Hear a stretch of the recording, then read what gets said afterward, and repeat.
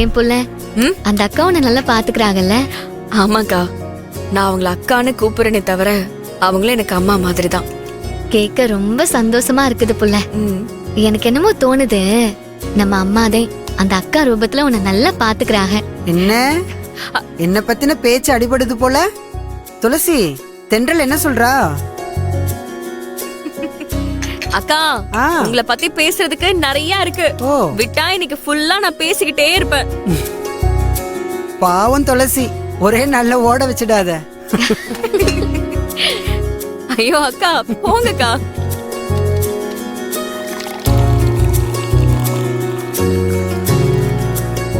ஏங்கா அப்படி சொல்லுதிய? 2 குழந்தைங்களும் அம்மா அக்கான்னு உங்களையே சுத்தி சுத்தி வராக. இவங்கெல்லாம் சொல்லிதான் எனக்கு தெரியணுமா? இந்தாங்க. அட நீ வேறம்மா, அவங்களாலதான் நானே சந்தோஷமா இருக்கேன். எங்களை சந்தோஷப்படுத்தி அதுல அவங்க சந்தோஷமா இருக்காங்கக்கா. ரம்யாக்கா ரொம்ப கிரேட், அது எல்லாருக்குமே தெரியும். போதும்மா, காஃபிய குடிங்க.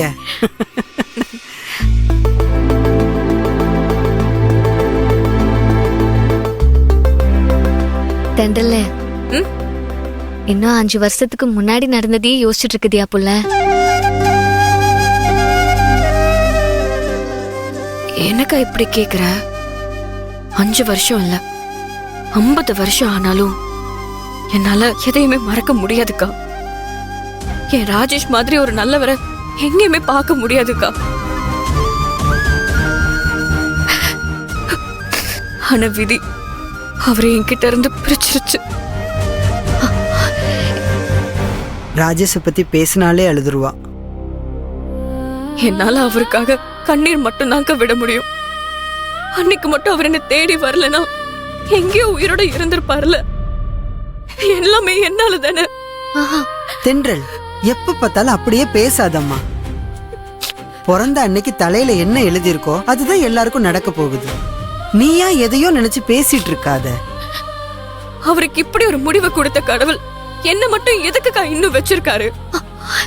அது எதுக்காக? தோ உன் அக்கா கூட நீ திரும்ப சேரணும், அவ குழந்தை எடுத்து நீ கொஞ்சணும், மறுபடியும் நீ சந்தோஷமா வாழணும்னு இருக்க போய்தான். ஆமா தென்றல, அக்கா ஒண்ணு சொல்லுவேன், அத கேப்பியா? அக்கா, நீ என்ன சொன்னாலும் கேப்பங்கா. என்னக்கா செய்யணும்? அக்கா உனக்கு ஒரு கல்யாணத்தை பண்ணணும்னு ஆசைப்படுதேன் புள்ள. நீயும் குழந்தை குட்டியோட சந்தோஷமா இருக்கணும் புள்ள.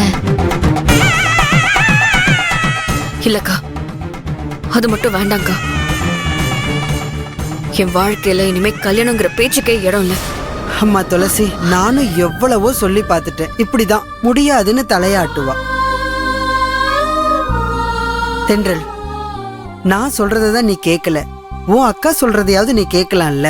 எனக்கு நீங்க 2 பேருமே ஒண்ணுதான்க்கா. எனக்காக நீங்க 2 பேரும் இருந்தா போதும், வேற யாரும் என் லைஃப்ல வேண்டாம். இங்க பாரு, நான் தனி ஆளு. நான் சொல்லும் போது அப்ப நீ யோசிச்ச.